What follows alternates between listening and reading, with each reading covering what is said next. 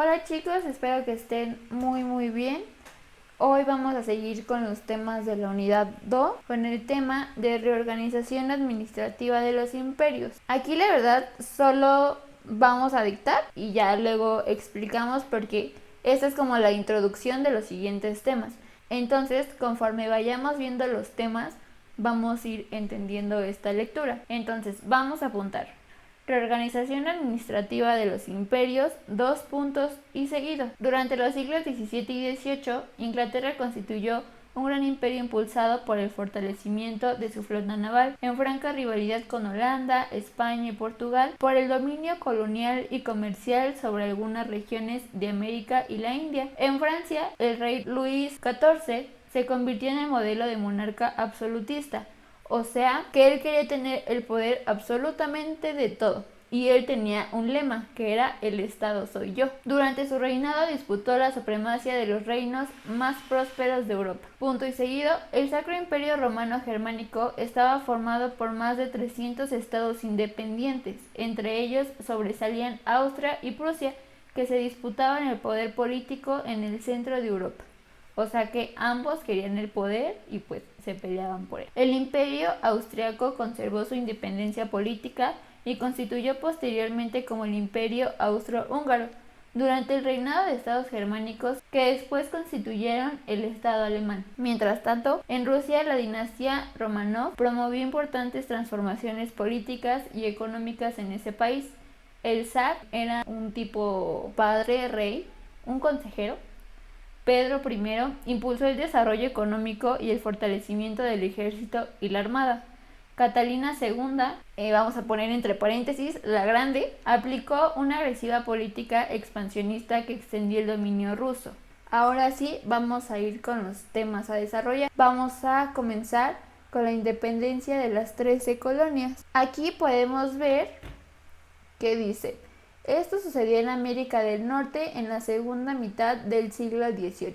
O sea que todo esto que les voy a platicar sobre un motín y todos los movimientos estaba pasando en América del Norte en el siglo XVIII. Las causas de la independencia de las 13 colonias fueron la Guerra de los 7 años entre Francia e Inglaterra, los impuestos elevados al té y al timbre y la Ilustración. Ok, los impuestos elevados al té y al timbre. Los impuestos elevados al té y al timbre se refieren a que los ingleses le vendían a Francia té, así como nosotros los que conocemos nuestro té con nuestra agüita y nuestro azúcar.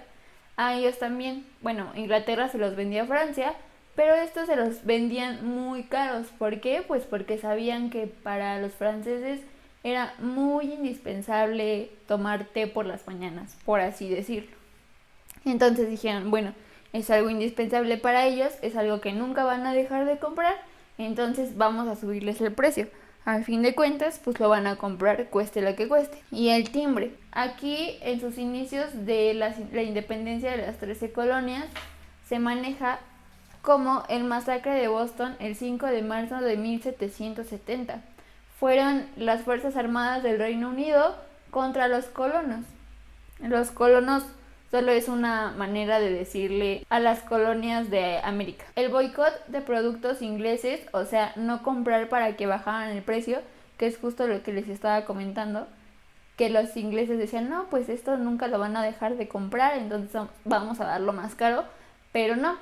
La gente decidió dejar de comprar como manera de huelga para que estos le fueran bajando un poco el precio. Después se dio la fiesta del té en 1773, o también conocido como el motín del té, que es cuando avientan al mar 3 buques británicos llenos de té. Y obviamente esto para los ingleses fue una pérdida muy grande de dinero. Los impuestos y las leyes intolerantes que los colonos se niegan a pagar.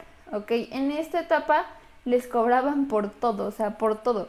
Imagínense, les podían cobrar por puertas, por ventanas, si ellos querían les pueden cobrar por teles, o sea, son impuestos que a lo mejor suenan un poco innecesarios y pues la gente comenzaba a tener descontento porque pues tampoco toda la gente tenía una economía muy buena. Ahí les puse una imagen del motín del té, como lo están tirando. Y después sigue la Guerra de los 7 años. Esta comienza en 1756 y termina por 1763.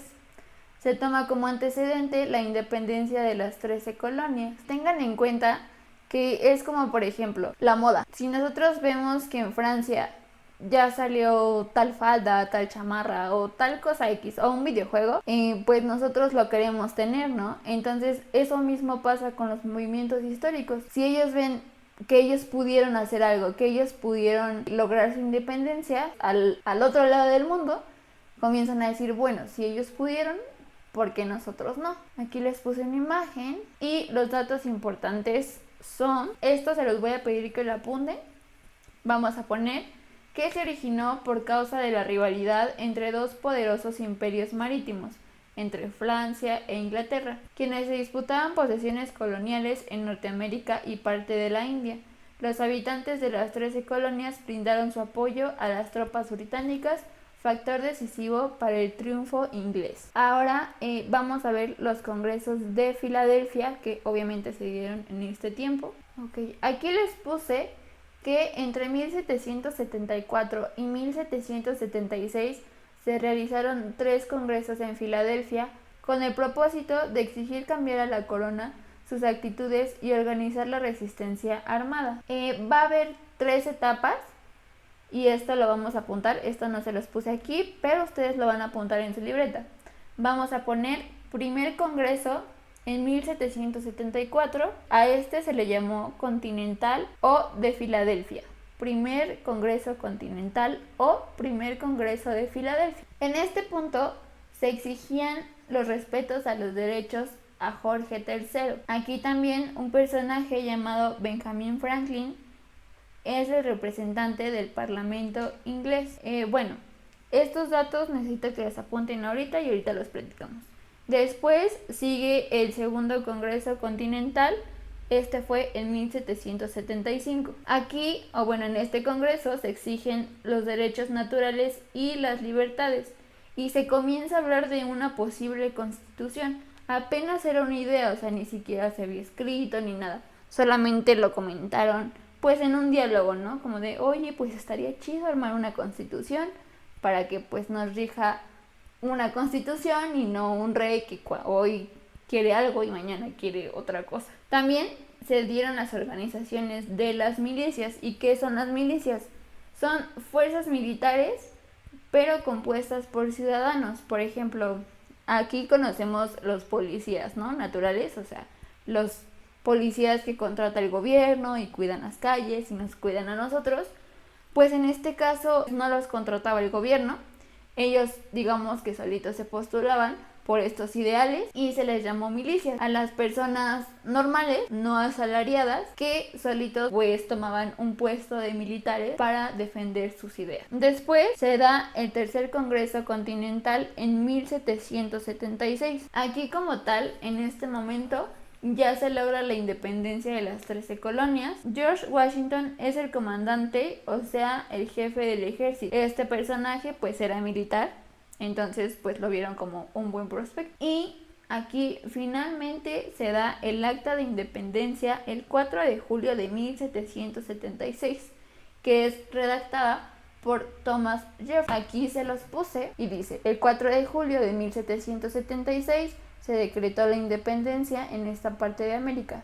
El acta fue creada por Thomas Jefferson con ideas liberales de pensadores políticos de la Ilustración como argumentos. De esta manera se justificaba la revolución civil que se había iniciado para defender los derechos naturales fundamentales del hombre como la vida, la libertad y la felicidad, contra los que había atentado la corona inglesa. ¿Y esto por qué? Pues simplemente, y una sola palabra, los esclavos.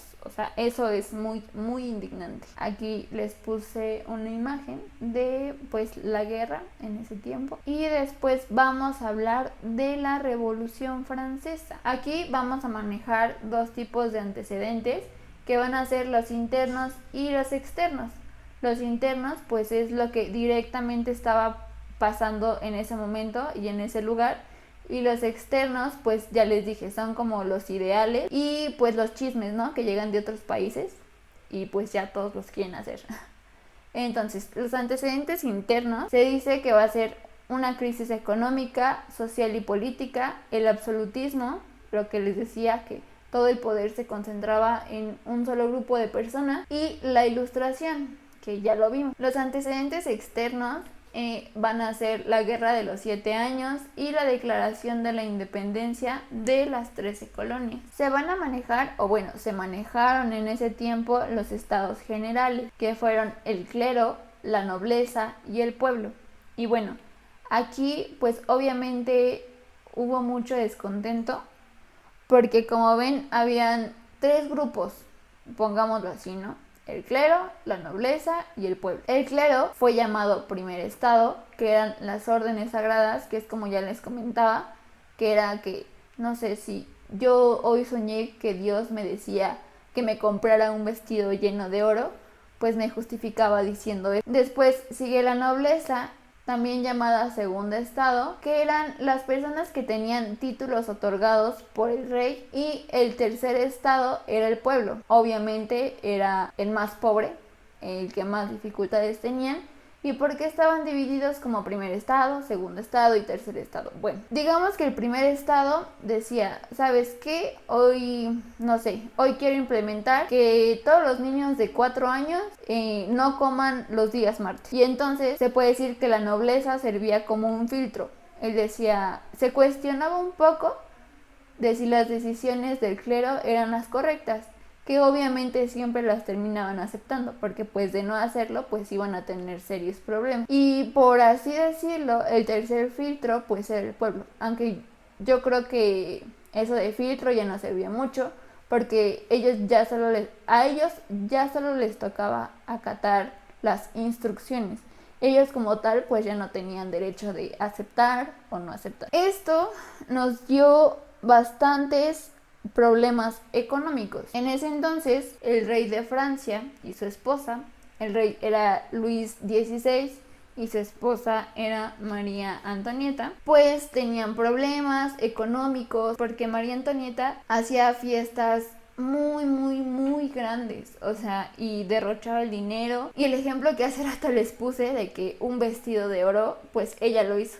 Ella de plano hacía sus fiestas donde tiraba la casa por la ventana, se compraba vestidos llenos de oro, a sus hijos también, hacía platillos, no sé, muy exóticos y muy caros para sus fiestas, e invitaba a muchísima gente. Obviamente esto tenía que ser importante, no podía ser gente pobre, solo podía ser gente rica. Esto obviamente el pueblo lo veía. Entonces, como el pueblo lo veía, pues obviamente generaba un gran descontento. Obviamente la gente al principio pues a lo mejor no podía decir nada, se quedaba callada, porque pues no le quedaba de otra. Entonces, supongamos, María Antonieta y Luis XVI se quedan sin un solo peso para poder mantenerse, ni a ellos ni al pueblo, todo se les está saliendo de control. Ellos, por así decirlo, estaban peleados con los burgueses. ¿Por qué? Porque los burgueses también habían logrado tener cierto poder, ya que pues como tenían dinero, pues esto es sinónimo de tener poder. Entonces,